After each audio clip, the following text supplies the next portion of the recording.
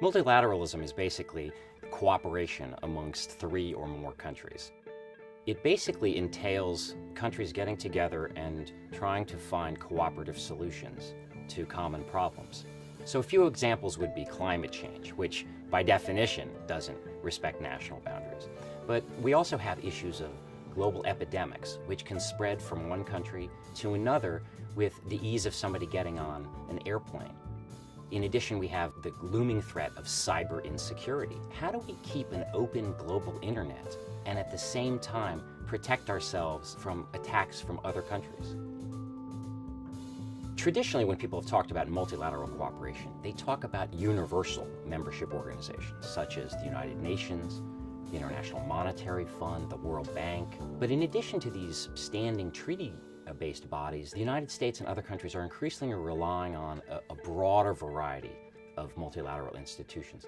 And a good example of this is the Group of 20, or the G20, composed of approximately the world's 20 biggest economies. And what the G20 symbolizes more than anything else is that we live in a new world where things can't be simply arranged in a cozy boardroom of Western countries. We really need to expand the table and bring in some of the new actors that are transforming the world and where much of the world's economic dynamism is actually occurring.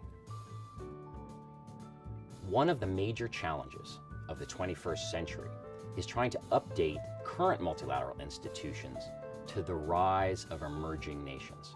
In particular, the so-called BRIC nations, Brazil, Russia, India, and China. They're countries that are attempting to assert themselves in the world, and they want a place at the high table of global politics.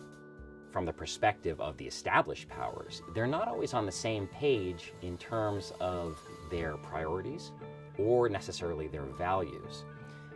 That makes cooperation a lot more difficult, because multilateral cooperation inherently requires a certain amount of compromise and a certain amount of sacrifice of freedom of action externally, and also sometimes some sacrifice to domestic policy autonomy, because you're signing up for things like how to treat your industries that actually have some bite domestically.